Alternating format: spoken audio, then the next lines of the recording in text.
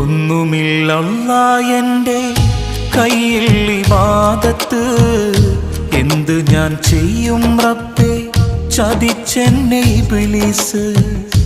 ഓർക്കുവാൻ വയ്യ റഹീമേ നിന്റെ അദാബ്, ഈ തൗബ സ്വീകരിച്ച് എന്നെ നീ നന്നാക്ക്, ജഹന്നമിൻ വിറകാക്കല്ലേ അല്ലാ. പാപിയെ കരകേറ്റിടണേ നാഥാ, ജന്നത്ത് നൽകുമോ ഓശാരമായല്ലാ.